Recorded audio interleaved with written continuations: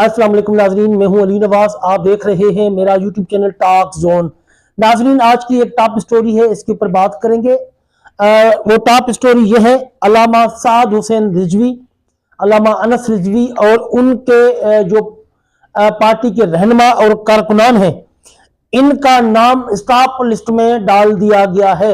इसके ऊपर आज बात करेंगे। इससे पहले अगर आप मेरे इस चैनल पर पहली मर्तबा है तो चैनल को लाइक और सब्सक्राइब जरूर कर दें, ताकि ये हक और सच की आवाज इसी तरह आप तक पहुंचती रहे। चलते हैं अपने मौजू की तरफ। जी नाजरीन, वाज़ेह रहे, आप लोगों को पता है कि हुकूमत पाकिस्तान ने तहरीक लबैक पाकिस्तान के रहनुमा अल्लामा साद हुसैन रिजवी और अल्लामा अनस रिजवी और इनके मरकजी शूरा जो है, इसके 21 अरकान के नाम PIENIL ये लिस्ट है, इसमें शामिल कर दिया है, जिसको स्टॉप लिस्ट भी आमतौर पर कहते हैं। और कुछ लोग ऐसे भी हैं इस लिस्ट में जो कि तहरीक लबैक के कायदीन नहीं हैं, बल्कि आम कारकुन भी हैं। इनका नाम भी स्टॉप लिस्ट में शामिल कर दिया गया है। आगे चलकर इस पर बात करेंगे कि ये जो लिस्ट है PIENIL ये क्या होती है और इसमें नाम शामिल क्यों किए जाते हैं, किन लोगों के किए जाते हैं, इनके ऊपर भी तफसीली बात करेंगे। याद रहे, पंजाब हुकूमत ने जो 13 अक्टूबर सानिया हुआ था, सानिया मुरीद के जुल्म और सितम की और जबर और बर्बरियत की एक दास्तान कायम की गई थी हुकूमत पंजाब की तरफ से। उसके बाद इन्होंने एक समरी लाउंच की थी वफाकी हुकूमत को कि तहरीक लबैक पाकिस्तान को कलादम करार दिया जाए और इसकी जो एक्टिविटीज हैं ये महदूद की जाए। उसी लेटर का ये नतीजा है कि आज जो तहरीक लबैक पाकिस्तान के कायदीन और कारकुनान हैं, इनके नाम PIENIL लिस्ट यानी कि स्टॉप लिस्ट में शामिल कर दिया गया है, जिसमें 21 लोग इनके जो है वो मजलिस शूरा के रुकन और लीडरान हैं। इसके अलावा इस पर 270 लोग और भी हैं जो इनके कारकुनान हैं, उनके नाम भी इस लिस्ट में शामिल कर दिए गए हैं। याद रहे, ये लिस्ट हमेशा तब मुरतब होती है या इस लिस्ट में नाम तब डाले जाते हैं जब हुकूमत मुखालिफ सरगर्मियां जो लोग करते हैं उनके नाम इस लिस्ट में डाले जाते हैं। इस लिस्ट को जो बनाने का मकसद है वो सिर्फ यही है कि ऐसे तमाम लोग जो कि इस लिस्ट में शामिल हैं वो बैरून मुल्क सफर ना कर सकें। जो ही एयरपोर्ट पर वो पहुंचे, इमिग्रेशन सिस्टम जो होता है, इमिग्रेशन की जो जांच पड़ताल होती है, जो वेरिफिकेशन होती है, वहां पर इनका नाम जो है वो ब्लिंक करता है इनके कंप्यूटर में और उसको उसी टाइम ऑफलोड कर दिया जाता है। ऑफलोड का मतलब है कि जहाज में बैठने नहीं दिया जाता, उसको ऑफलोड करके अमूमन घर भेज दिया जाता है। और ऐसे लोग जिनके ऊपर FIRs होती हैं दहशतगर्दी एक्ट की, उन लोगों को वहीं से गिरफ्तार करके जेल मुंतकिल किया जाता है। इस लिस्ट का जो मेन मकसद है वो यही है कि जिनके ऊपर दहशतगर्दी की FIR हैं या जो रियासत मुखालिफ सरगर्मियों में लोग मुलविस होते हैं, उनके ऊपर उनके जो नाम है इस लिस्ट में डाले जाते हैं। जिस तरह आज तहरीक लबैक पाकिस्तान के लोगों के नाम इस लिस्ट में डाले गए हैं। अमूमन इन लोगों को इस लिस्ट में डाला जाता है जिन पर दहशतगर्दी की FIR होती हैं। तहरीक लबैक के जिन कारकुनों और लीडरों के नाम इस लिस्ट में हैं, इनको गिरफ्तार करने के लिए छापे भी मारे जा रहे हैं। वाज़ेह रहे, हुकूमत हमेशा अपने सियासी मुखालफीन को जो है वो दीवार से लगाने के लिए और इनको जो है वो स्क्रीन से हटाने के लिए जब कोई पार्टी इतना बड़ा जलसा करती है या धरना करती है या मुजाहरा करती है तो उसमें अपने लोगों को शामिल करके इंतशार फैलाया जाता है, इमलाक को नुकसान पहुंचाया जाता है और उसके बाद उनकी पार्टी के लोगों के नाम जो है स्टॉप लिस्ट में डाले जाते हैं, एफआईआर काटी जाती है, वो भी दहशतगर्दी एक्ट के तहत, और इन लोगों को पाबंद सलासल किया जाता है, इनकी जायदादें भी जब्त की जाती हैं। ये हुकूमत हमेशा मुखालफिन को जो है वो क्रश करने के लिए ऐसे हथकंडे इस्तेमाल करती है। जिस तरह अभी तहरीक लबैक पाकिस्तान के जो कारकुनान हैं जिनके पास एक डंडा तक नहीं था और उनके ऊपर इन्होंने दहशतगर्दी के पर्चे काटकर उनको जो है वो पाबंद सलासल किया हुआ है, कई लोगों को गायब किया हुआ है।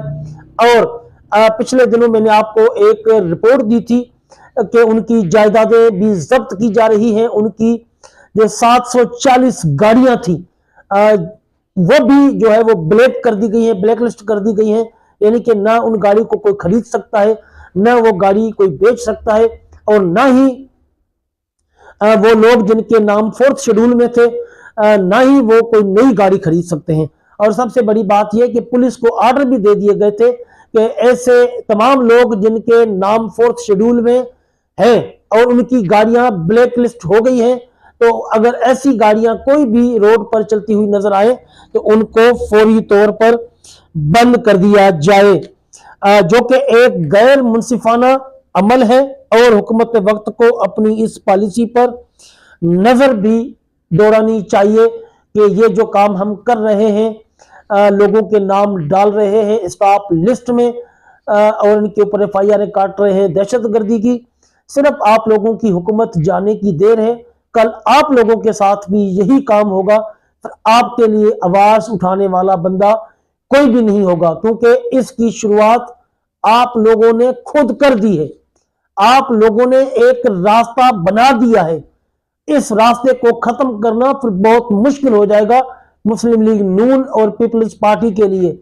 इसलिए हुकूमती वज़रा को चाहिए कि होश के नाखून लें और ऐसे काम ना करें जो कल आपके लिए वबाल जान बन जाए। ताजरीन, एक और जरूरी बात जिसका जिक्र मैं यहां पर करना जरूरी समझता हूं कि तहरीक लबैक एक बड़े एहतजाज की काल भी देने वाली है।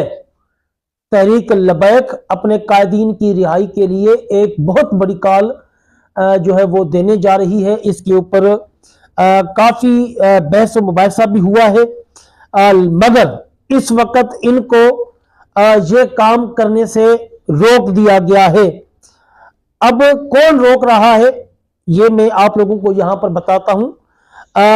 मैंने कल आप लोगों को एक वीडियो में बताया था कि कुछ उलमाए दीन जो है वो उनके हुकूमत से मुज़ाकरात हो रहे हैं और इन उलमा का कहना है कि आप ये जो है एहतजाज उसको इसकी काल ना दें।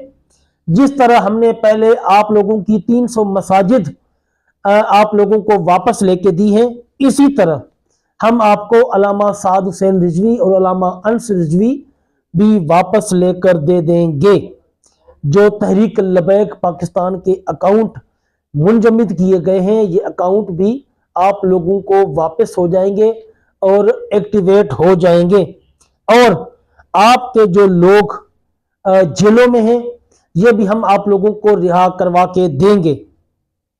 आपकी जितनी प्रॉपर्टीज हुकूमत ने जब्त की हैं या सील की हैं, ये सारी प्रॉपर्टीज हम आप लोगों को डी सील करवा कर देंगे, लेकिन इसके लिए आप सब्र करें और किसी भी एहतजाज की कॉल ना दें। और यही वजह है जिसकी वजह से तहरीक लबैक पाकिस्तान कोई कॉल नहीं दे रही और सब्र और तहम्मुल का मुजाहरा कर रही है। इसके अलावा यह भी सुनने में आया है कि कुछ बड़े उलमाए कराम जो हैं उनकी मौलाना फजल रहमान साहब से मुलाकात हुई है। वो मौलाना फजल रहमान साहब के पास चल के गए हैं। चूंकि इस वक्त मौलाना फजल रहमान एक सियासी और मजहबी रहनुमा भी हैं और मुख्तदर हलकों में इनकी बात सुनी भी जाती है और इनकी बात में वजन नजर भी आता है, इन उलमाए कराम ने मौलाना फजल रहमान को कहा है कि आप हुकूमत से बातचीत करें और इनको बताएं कि तहरीक लबैक पाकिस्तान और इनके कायद अल्लामा साद हुसैन रिजवी ये दहशत गर्द नहीं है, ये मुहिब वतन है। आप इनको जो है वो जेलों से रिहा करें, इनके ऊपर जितने केसेस हैं वो खत्म करें और जो इनकी प्रॉपर्टी सील की गई है वो भी डीसील करें, आप हुकूमत को कायल करें। इसीलिए जो है वो मौलाना फजल रहमान और उलमाए कराम इन बातचीत का सिलसिला हुकूमत के साथ आगे बढ़ा रहे हैं। इसलिए तहरीक लबैक पाकिस्तान को उन्होंने मना कर दिया है कि आप किसी भी तरह की जो है एहतजाज की कॉल ना दें, आप कोई भी FIR भी ना कटवाएं और ना ही किसी कोर्ट में उनकी बाजियाबी के लिए रिट दायर करें। आप सब्र करें, इंशाल्लाह आप लोगों का कि जितने भी मसले मसाइल हैं ये सब हल हो जाएंगे। उम्मीद है अल्लाह पाक हम सब पे रहम फरमाएगा और अल्लामा साद हुसैन रिजवी और उनकी पार्टी के जितने भी लोग जेलों में सोबतें बर्दाश्त कर रहे हैं उनको बहुत जल्द रिहाई मिल जाएगी और इनके ऊपर जो पाबंदी लगी है उम्मीद है कि इन उलमाए कराम की वसातत से वो भी जल्दी हट जाएगी और जो इनकी प्रॉपर्टी सील है वो भी डीसील हो जाएंगी और मस्जिद रहमतुल आलमीन और मदरसा अबू जर गफारी भी बहुत जल्द खोलने के कभी इम्कानात हैं। उम्मीद है कि अगले हफ्ते तक काफ़ी बातें वाज़े हो जाएंगी और ये जो मुज़ाकरात हैं इनके पॉजिटिव और नेगेटिव का भी पता लग जाएगा। ये नाज़रीन, ये थी आज की वीडियो, मिलते हैं अगली वीडियो में। जज़ाकुमुल्लाह खैर।